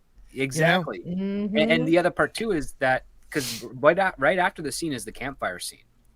And That's this is where he reveals, like, he's like, "I understand you better than you realize because I went through all this." So before that, from though, her, she basically what he wants to do in this scene is he's asking the sheriff, like, "Where did this guy go? Tell me like your information," kind of thing. That's why. Where's he going? Yeah. And so, and again, there was another bit of dialogue that I really liked with the sheriff, because he was like, "What are you going to torture us?" Like the sheriff was like, all like, "Oh, you're going to kill us." And he spills the beans. And I was like, he doesn't seem like he's going to do anything bad to these guys. Right. And then he just basically like cauterizes the wound of the other guy. Yeah, he takes out a bullet that was actually infecting and poisoning the wound. And then teaches his daughter. Was the bullet poisoned? I thought he said this bullet was poisoned. He was just saying this bullet would have poisoned the wound. Okay. It would have poisoned the wound because it probably was like lead. It was probably like a pure lead slug as opposed to like an iron fillings or something. Mm-hmm. Yeah, I didn't catch it. Okay. Yeah, and then that was hardcore too, because he's like, come over here to the daughter. Yeah, hold he's like, the skin. squeeze like the Pinch things the skin together, and I'm going to cauterize it. Oh, yeah, and and she was like, completely fine. she did it. Like she was fine with it, and I was like, see, this is why girls back then were like freaking hardcore, and you could and that's the part about this that I don't think is like kind of like woke or like, because in modern day movies, like you would like, oh, the girl's like the bestest ever, she could do whatever she wants and blah blah blah. But like back then, it's like you kind of had to know what to do and be okay with hardcore things like seeing like dead animals and like like that kind of stuff. So you can believe that she'd be fine with it. Two things with that though. One, they would never show a dad teaching his daughter this. Two, we know that there's something different about her. Like one thing sociopaths are great doctors, like surgeons. Their tendency, if they don't go down like a dark trail, they are great surgeons because all they focus on is what they're working on, and the blood and all that means nothing to them, which is certain sociopaths, let's just say. Yeah. It usually takes years for doctors and training to be desensitized to that thing. Right. Like even my oldest godson, who's a paramedic, it took him a long time to be desensitized, and he now has to go see a psychologist 3 times a week because he's seen some messed up stuff. Wow, I wouldn't doubt it. Really? Yeah. That's crazy. I feel for the boy, but I wouldn't doubt it, man. He saved a lot of lives, so I'm very proud of him too. So wow, of course. Theo, thank you for another $10. You're so generous. The legendary Mighty Ogre is now on Rumble, and following the panel, I'll be checking out your content. Oh, thank you. Wait, who's the Mighty Ogre? I need to know this now. What is that? Is Theo the legendary Mighty Ogre? I don't know. Because it seems like he's following us on Rumble now. And if you are, I will follow you back, my good man. Legendary Mighty Ogre. I'm going to have to look this up Theo, because I don't know what you're talking about, so I have to look it up. Oh, wait, is it a Borderlands thing? I don't know. Ooh, I'm at 279 people. I'll look it up. On Rumble. I'd love to get to 300. Apparently, I have like 2 Rumble channels, which makes no sense. But. No, one. Okay, it's been explained to me, and it pisses me off. One is your Rumble channel, and the other one's you. Like I don't know how it works because like one of my Rumble channel where all my videos go has 279 followers, and that's what I see on the desktop. But when I'm on my phone, there's 2 versions of me. And like one has 3 followers. It's very strange, but ask Mr. Grant Gregory. He can explain it better. Okay. It's something weird they do. That's weird. Okay. The legendary mighty ogre. I'll have to check that out on Rumble. Thank you, Theo. I will remember that. Thank you. Okay. So then, so after this scene, the sheriff, or not the sheriff, the marshal spills the beans. He got threatened. He got threatened though, because he was like, if you lied to me and this guy is not in this town, I'm coming for you. Like I'm gonna kill you. And the guy was just like, all right, whatever, sure. I'm not stealing your horse though, but I'm gonna tie it up outside of town for you to pick up later. Yeah, that was a good thing you reminded me of that line, because we come back to that later. You do. So then, so that happened, and then we catch up with the bad guys again, and the bad guys are kind of like talking about. Well, at first the bad guy's like, "Why didn't you follow what I said?" He was like pretty mad about that they didn't follow the rules, and then you see them, and they kind of like, they get to their money, and they have a lockbox. And this guy tells them like, "Hey, we can't really spend this money here because I think it was in pesos." Yeah, it was definitely Mexican. Euros or pesos or something. It's something, but it's un-American. It's not American. It's enough money that in Mexico they'd be living like kings for a while. Like it was like almost like $1 million. It looks like. Right, and then but he said like, I do know like where they accept this money here though. Yeah. At this town, at the tavern, and I think the tavern was like Mexican owned or something, because they had like the Mexican girls working there. Yep. So Everybody was Mexican there, pretty much. Was it everybody? I thought it was just the storekeeper was Mexican. Yeah, it's like a Mexican town in Colorado, is my understanding. Yeah. Oh, Theo said that's my Rumble name. Oh, okay. It's not coming up though. That's weird. I know. I was that's like, really hard to find anything on Rumble. Yeah. I love it though. Please find me. Hold on. I'm gonna walk on Rumble right now. Like I even copied what he wrote, and I searched Rumble, and I can't. It's saying no channel found, no videos found. Rumble is so. They're working on it. They just updated their desktop, which is a little bit better, but it is tough. Maybe it's just legendary mighty ogre. Is it that? Yeah, I'm not finding you either. It just says no channel, no videos found, no channel found. Oh, found it. Oh, you did? Please do the legendary mighty ogre one word. Can you just post your link? I'm going to put his link there into the chat and in our private chat. Perfect. And then that way, yeah, put it in the chat too, so that everybody subscribe to Theo, the Theo's Rumble account. Okay, great. Now I get to follow you. Oh, except I have to open it in like freaking Firefox, because Chrome hates Rumble. Have you guys run into that yet? Oh, so wait a minute. Firefox is better? Because I use a add-on for Chrome. I use DuckDuckGo, and it's fine, but I wonder if I'm not seeing everything the way it's supposed to be. I do Opera GX, so I don't have any of those issues. Oh, okay. Yeah, Look at you. Well, I do Chrome because I don't even know what it is. I do Chrome because of YouTube. Yeah. But otherwise, like I don't use Chrome for anything else, but I use it for YouTube because it's just the best for freaking YouTube. And it really is. Yard. But they hate Rumble. Like it does not work with Rumble at all because of the whole YouTube situation. So anyways, I subscribed to you. I followed you now. Thank you. Same here. Yeah. Likewise. Okay. So here we go.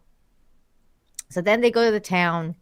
The bad guys are like, but the bad guys are kind of like annoyed because they're like, well, we didn't do the fire, right? Isn't that? No, but this is the part about the money. Oh, right. I'm sorry. My bad. Look at this guy's face. Like, he's pretty pissed off. He's like, yeah, like fuck this. Like, well, just a little bit ago, he got punched in the face.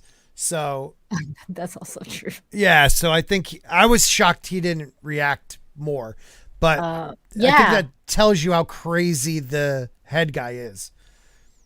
This is true. And then we get to the part where, wait, where was it?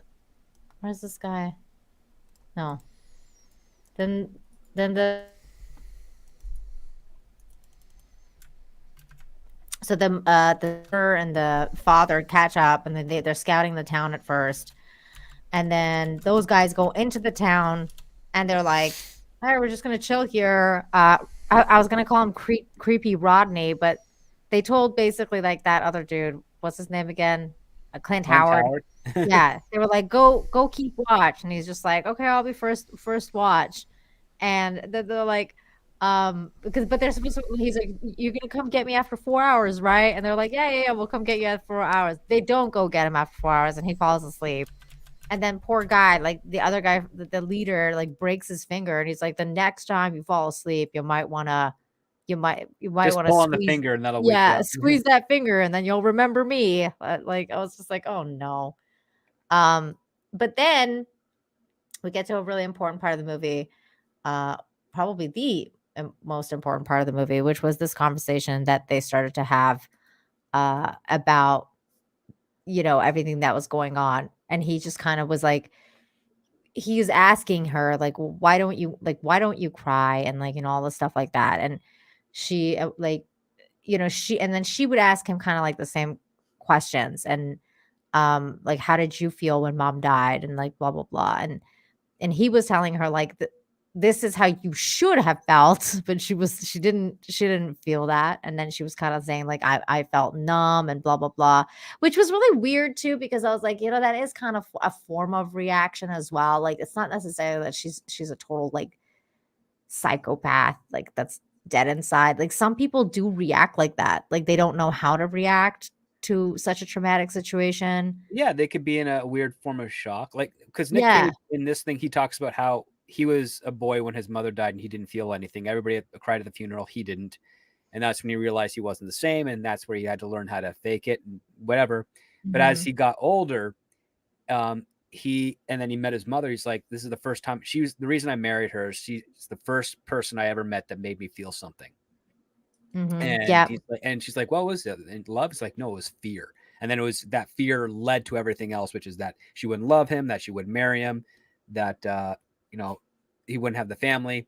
And that's when Nick Cage starts to tear up, because you see that it's almost to the point where whatever's wrong with him and his daughter, it's not that they're numb and inhuman. It's the fact that they need to have a very, very deep personal connection to the person in order to have a reaction. Yeah. And it's not something easy for them to attain. And you can see the reaction in the girl while he's telling the story, that she's starting to actually make those connections to her mother as well, but it's just not quite there yet. Yeah, and she's also starting to do that with the father as well at this point. Yeah. She's starting to form that like kind of bond that, that they need to have. But see, okay. And so this is the part that it kind of like I get what the movie is trying to do, but hear me out, okay? Because Sure. I'm like, I was kind of like, okay, I mean, I get what you're saying. But then again, this is why I have a problem with Hollywood movies, because they're talking about how like this woman changed everything for this guy, and she, he went straight, and like, and this is why I feel like women are like, I can change him, because it's like, this dude was a total psycho, and like, oh, he fell in love with this one woman, and the woman like changed him. And it's like, nah, like, a leopard doesn't really change his spots either. Like, I feel like this was such a fictional kind of thing. Like, it was very movie. Like, it's like, okay, well, like, I didn't look at it as the fact that she changed him. I think it's more the fact that he met her, and he was the one that led the change. She didn't have anything to really, she didn't dictate the change. It feels more like him, because that goes right back to his behavior at the beginning of the film when we're seeing those two first interact, he's doing it because everything that he is doing, everything it says is out of the fact that he is completely head over heels in love with her and he doesn't want to lose her. Like that he has this fear of losing her. And it's not, and he knows he's not going to lose her, like she's not going to walk away from her or anything of that nature. It's the fact that she's the only person he's ever met that made him feel something, so he values her out of that. It's not like she comes swaggering in and be like, you mercenary, you're now going to be a candy shop owner. That's what happened here. It was more like he so desperately needed her in his life that he would give up everything that he did beforehand to hold on to her. And he did the most stable thing. He got a job locally that doesn't require travel or anything. And he just kind of filled a role that was needed in the town. And he got what he wanted. And then as he's telling this story to his daughter, you can see that that whatever wall she had or whatever distance she had towards her mother was shrinking. Yeah. And then it comes full circle at the very end when we get to that watch. Yeah, man. Oof, that's a powerful moment. And this is what he's doing to help her. Yeah, and you can also start to see the change, as you can see in this scene here, that she's starting to feel those emotions. And that's why I was like, okay, so it's not so much that she's a total sociopath or psychopath or whatever. She does have emotions. It's just it's taking her a minute, like to feel something. Like it was weird to me that it was like that. It's almost the connection she's making right now with her father makes her understand that these feelings are like she does have them. She just doesn't recognize them or understand them. But like the father telling the story, I agree with you. Script. He and Nina, like he says, like when I saw her, it was the first time I've ever felt fear. Like he's just never felt fear. It's the first time I felt fear because I didn't want to lose her. Like she just was that one person that it clicked that quickly with him. Like we talked about earlier, Script, like it could take a very long time for these people sometimes to build relationships, or it could be instant. They feel something. And that's what happened with her. She is the only human being he's ever felt that with, you know? And I think this with the daughter, we're seeing the building of a relationship where at the end, he finally will make the ultimate, whatever he had, I don't want to ruin it, but do what he has to do. And he tells her that, which was so freaking powerful, that he makes that sacrifice to show her how much he loves her. It was powerful. It really was. And then the next scene is something that I thought they should have gotten to a little bit quicker, which was that he starts teaching her how to shoot. Yeah. She goes, tomorrow. Can you? Well, she asked him. She was like, "Do you know that guy? Like, who is this guy?" And he was like, "I don't know, man." Yeah. And she's like, "Well, can you teach me how to shoot?" Because she basically wants to kill that guy. She was like, he took my mama away. Like, and that's the beauty of it. She's a very smart child because she does ask interesting questions beforehand. So she understands the stakes, what's going on here. Like she already just had to hold a rifle on a guy and keep him at bay, but she's never used it before. So she's like, oh, if that's going to happen again, I should probably know how to use this thing. Right. Yeah. And this was a beautiful scene because first, like Nick Cage just does it perfectly well with the whole, this is what you got to do. Inhale, aim, let the rifle drop down. And then she shoots. Squeeze, not pull. She shoots. She misses the hat, and he's like, "Were you aiming for the hat?" She's like, "No, I was aiming for the head." No, he said the chest. I wanted to get the chest. Yeah, she wants to kill him. Like she asks him, "Can you teach me?" Because he does. I feel like yes, he wants revenge, but she realizes this guy took my mother. Now maybe that guy has a reason why he did what he did, but even though they parallel almost, she wants the revenge. I understand why you wanted Dad, but I need to learn how to shoot because I want revenge. Well, and I wanted this a little bit earlier though. Yeah, same here. Felt like more practice. Yeah, she needed a little bit more practice, and also like again, we're talking about the Wild Wild West here. Like, I feel like after the mom died, and the fact that they were going after these very dangerous men, that she should have been like, or he should have been like, okay, it's time for you to learn how to shoot. because we're going after these dangerous people. So, and I think it would have been cooler if you had seen them kind of like practice shooting like more throughout their journey than just this once, because, you know, when she finally does, like, you know, get to use the gun, it's almost like as if it's like, okay, like she's only had a day's practice though. Oh no, she's a natural. I mean, that's one of those things where like the movie's good enough where I'm not like she's the bestest ever. I'm suspending belief that she is so just relaxed and no feelings. She's her father's daughter, and it's a natural thing because she's like, let me handle a pistol. And when they're riding away, there's a hole through the back of her hat. There's two holes through the back. Oh, it's two. So she, you know, got it. But we don't know how many times she shot at it. So, but I actually have to get going. I'm sorry. They don't make you do? Okay. Shot, or a bullseye shot or a trick shot or anything of that nature. They just they establish the basics because I mean, again, one of my best friends, she plays darts. She's very good at it. She had a natural hand-eye coordination. Her son, who's like 11, same thing. Yeah, like he didn't have to teach him much at all. It was just they got the eye. Scott, give us your final thoughts, and then tell us where they can find you. People can find you, and you're out. So my final thoughts are: the more we talked about it, the better. The more I like this movie, and I may watch it again. It's definitely a movie. If I saw it on, or like it popped up on a Saturday or Sunday, I'm going to watch it. Mm-hmm. And you could watch this movie and just watch it for watching its sake, or you could really find some very interesting acting and directing decisions. And that end scene with the watch, it got me in the feels a little bit. So I recommend it. Yeah. Cause you're a sociopath. And vaccinated. No, burn it down. But thank you very much. I am on the YouTube. We're going to be celebrating 5K and my birthday on Saturday. I was hoping for remonetization, but that ain't gonna happen. You guys are more than welcome to stop by. I know Saturdays are hard for you, Nina, but feel free to stop by for a minute or two. Just send me a say link hi. just in case. I will. But Jane Theory, as usual, will be there like every Saturday. Mark with a C.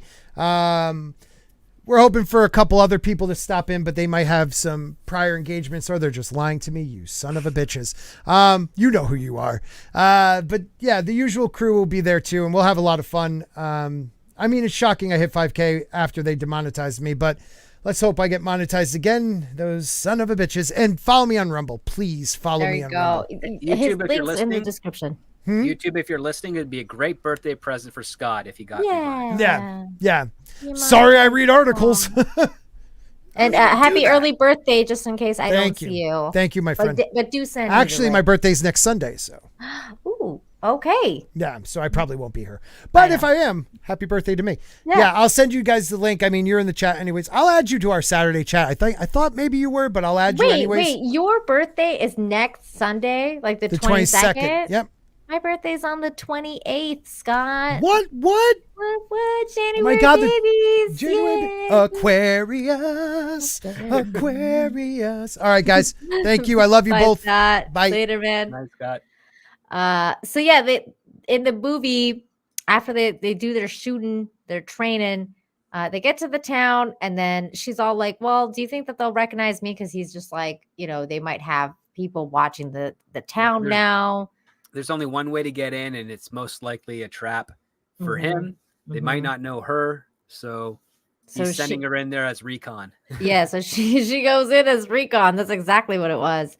And then she goes into the store, and that was a really cool scene when she's talking to the store owner, and that's what Scott was talking about earlier on in the movie, where or earlier on in the review, where you can really see her acting chops because she changed personalities.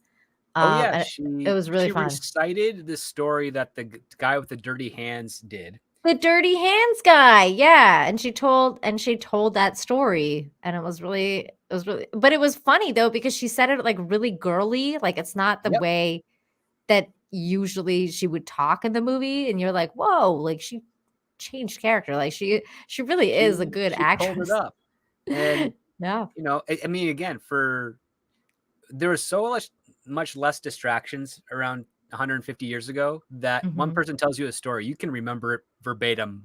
Yeah, that's true. Afterwards, because you're not getting a whole lot of, you're not getting TV, you're not getting radio, you're not getting Twitter, you're not getting information overload from anything else. Yeah, you wouldn't be like me that forgets the guy's name like 5 minutes later. Like, who's Clint Howard again? Like, I don't know. Yes, exactly. Like that's one of the things. Like, I mean, I remember as a kid before the internet happened, I'd freak my parents out just because I could quote them back like from 4 or 5 days ago exactly as it was, and they'd be like, "Yeah, that's what I said, you son of a." And then so the internet came, I lost that. They send the fat guy to go keep watch this time.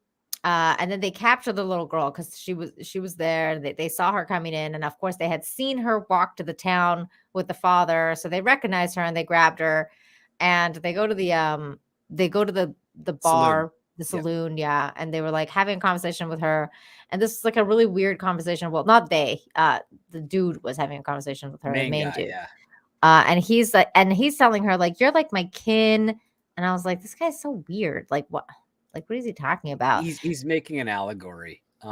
He's saying like, when your dad killed my dad, I became spiritually reborn as his son. And when I kill your father, you'll be my daughter now. Like, that's what he was saying. And she was like not taking it. Yeah, and she was like, "Oh, I get it. You're crazy." Like, she literally said that. And I was like, "Oh my God, that's so funny." Like, because I was kind of thinking the same thing at that moment. I was like, so this guy's just totally nuts. Like, it's just, he's nuts. And he's skimming too. Like, he's swapping out a lot of bills with newspaper clippings to give to, I guess, his partners. Yeah. And he's taking a whole wad of the dineros and putting them in his saddlebag, and right in front of her too. Yeah. I was like, aren't you scared that she would tell? Like, I would tell those guys and be like, "Yo, you guys know he's like skimming off the top, right? Check those bills. You might find some interesting articles." That's right. And then so of course the father is like, "Oh no," he's checking the watch. He's realizing she's not coming, and he realized that she got captured. She must have. So he starts picking them off. First off was the fat dude by the door. He's out. Stabs him and slits his throat. Yep.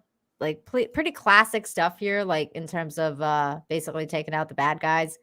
And then he takes out the other guy, the other guy. Clint Howard shoots him in the arm. Yeah.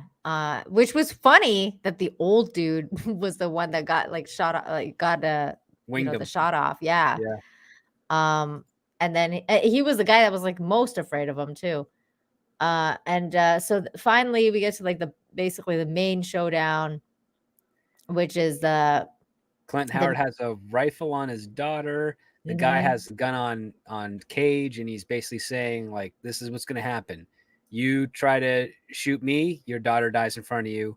I shoot you, you die in front of her, and I take her, and she's mine," type of thing. Like, really, really creepy stuff. Really creepy stuff. And she's gonna become my kin. Like, just the weirdest guy.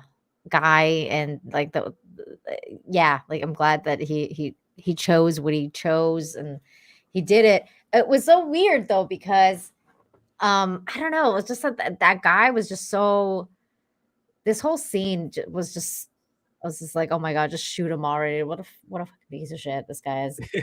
Yeah. And he did it.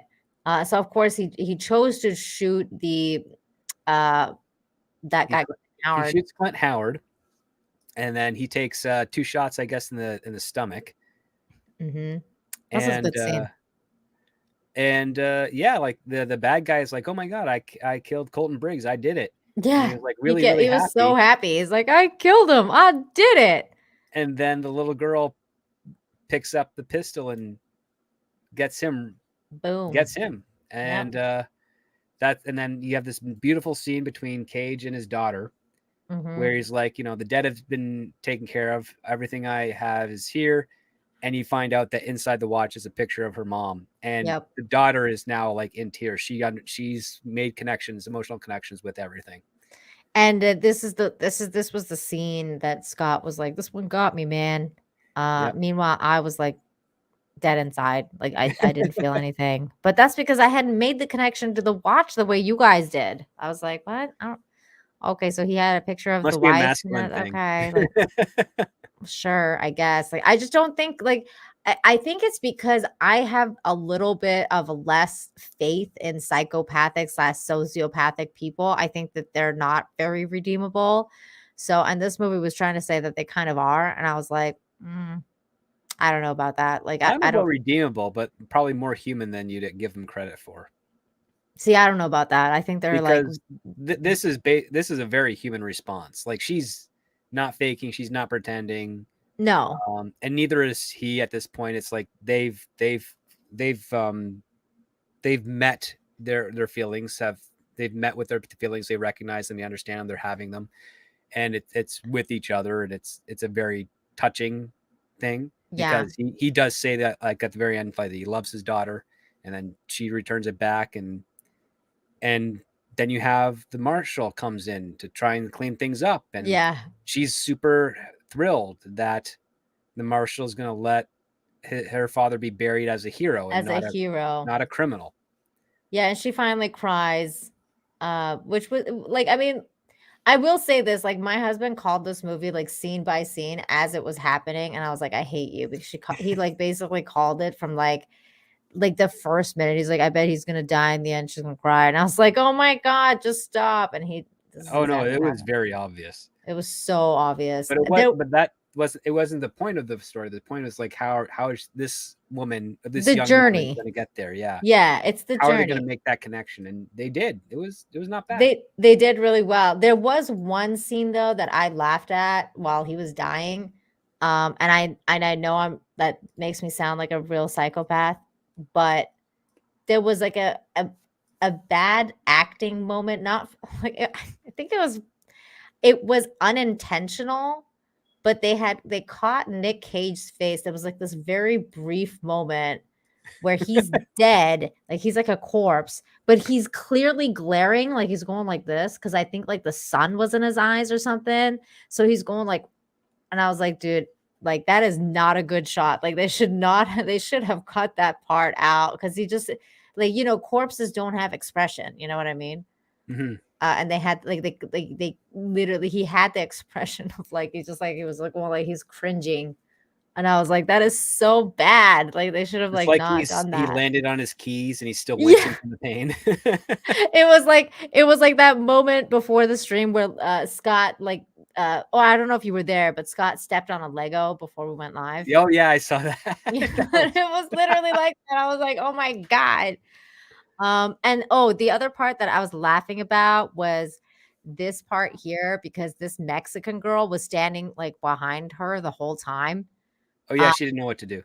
She didn't know what to do. And the lockbox of money is right there. Like, dude, if I was that Mexican girl, I would grab that money and been like, I don't know what you're talking about, little girl. Like, what money? Like, there's so much pesos in there. That woman could have been like, freaking like, fine for the rest of her life. Luckily, the saloon she works in is fully paid, so she just have profit with those pesos. And then but then she like brings it to her and she's like, oh, here's your bag and like whatever. And I was like, these people really listen to little girls? Like, because it just like it didn't really make sense that she was just like just kind of like telling people what to do and they're like listening. The context of it is that the bad guy introduced the girl as his sister, and the barmaid believed him. That's right, because she was And like, so oh, bring she's my brother's bag into, to me. She's Yeah. playing into the role so that she can get all that money. Right. She was saying like, bring the bag to me or whatever. And Yeah, and because she knows there's cash in there, and even though it's not U.S. currency, she'll figure something out. She'll figure something out. Yeah.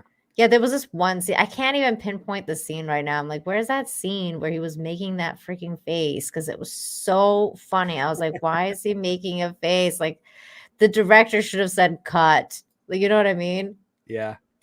Oh God. Or the editor should be like, we'll do another take. Yeah, I'm trying to pinpoint it right now. Just so I can be like, maybe it's just me. Oh, there it is. Oh my God, I got it. Look at. Hold on. I'm gonna share this. Like he's supposed to be dead. Like he's so making a face. Like, is there a rock he underneath? He scrunched up his furrowed his brows and yeah. He's like, daughter, you're leaning on my Oh yeah, this is not the part where he's still alive. Like this is like supposed to be like he's dead. And I was like, yeah. Oh. But yeah, so the sheriff comes over He's like, there's two stories I can tell. One is that one, and one is this one where he's the hero. And she's like, one of them, my daddy's the hero. And he's like, I think I'll keep the story where I wasn't tied up and held hostage by a 12-year-old girl. Yeah, exactly. So there you go. That's the movie. Woo! We did it, Script Doctor. Yeah, it's not a fantastic movie, but it's a pretty good movie. Yeah. It was made about 3 years ago and it was just released recently. Wow, it was made 3 years ago? I didn't know that. Yes, in fact, the armorer on this film was fired because of negligence, and then ended up working on the Alec Baldwin film. No. Yes. Yeah.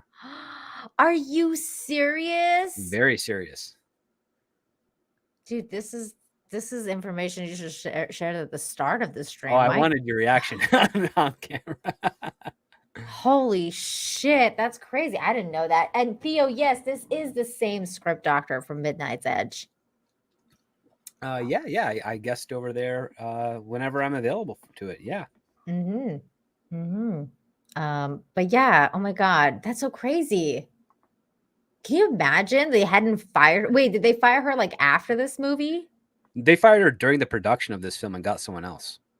Oh my god. Can you imagine they hadn't fired her and then like it would have happened to Nick Cage? Although I think Nick Cage is a little bit more like he has more sense than Alec Baldwin, so I think he would have probably checked the chamber. I don't know. Well, again, actors do as they're told, not much of their own agency. But this is true.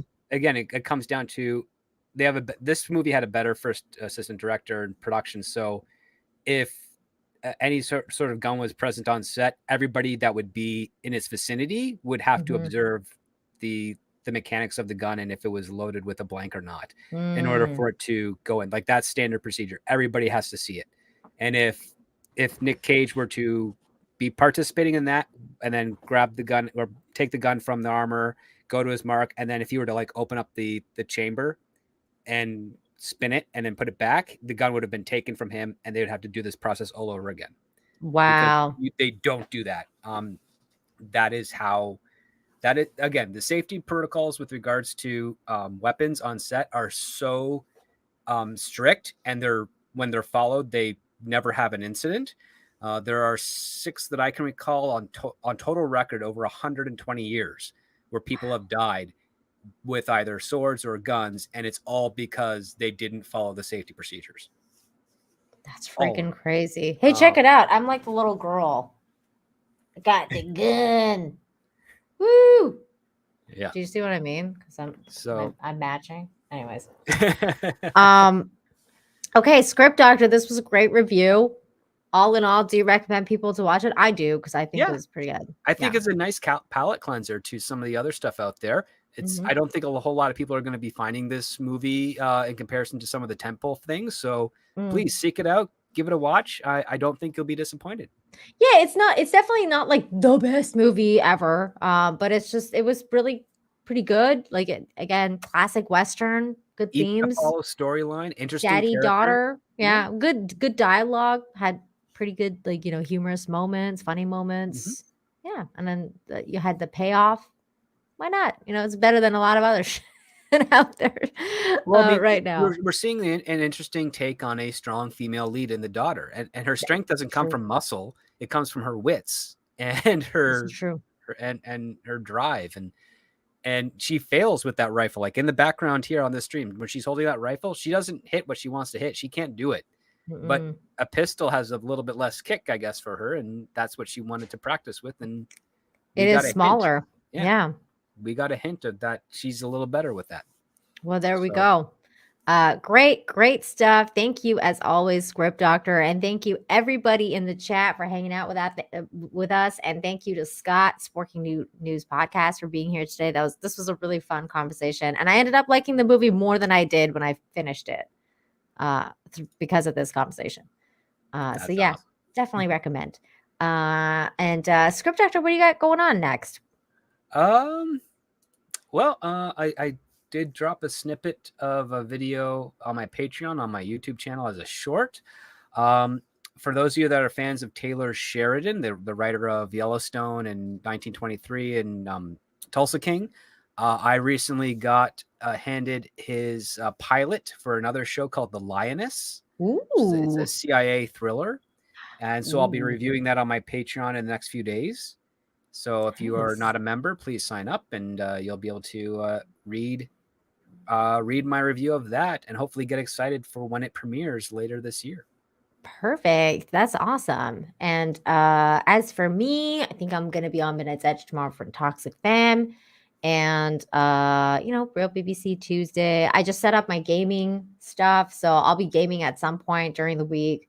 And of course, my Wednesdays and Fridays show. You'll catch me on this channel, and also follow me on Twitter for Nina7Infinity, and you'll see where I'm at. Check out my merch store. I got really cool stuff from there. Did you see Script Doctor? Did you see my paintings that I showed off? They're like they're not paintings, but they're like the prints. Oh, yeah, I saw a couple of those. Yeah, wasn't that cool? I like that these. This is the Iron Man one. That is a beautiful one. I love this painting. I can't wait until I set up my stuff a little bit different and I can hang them up and everything. But I decided to keep. I muted myself. I decided to keep them here for now so I can show them off once in a while. But I want to hang them because they're really freaking awesome. But yeah, everybody check out my merch store. You can get stuff like that on there. And the link is in the description, as well as the pinned tweet. I was going to say pinned tweet, pinned comment. So yeah, thank you everybody. And we'll see you guys next time. Bye. Bye. Let me see. What should we go out on? Let's see. We'll go out on random Elrond deepfake as Mr. Bean. Okay, bye. Brimbor, trust me. You are master of your craft, my friend. Allow me a few days to work mine. I have not been truthful with you, Durin. I did not come to Khazad-dûm for friendship, but ambition. I did not know it. But I came for Mithril. You have not seen what I have seen. I have seen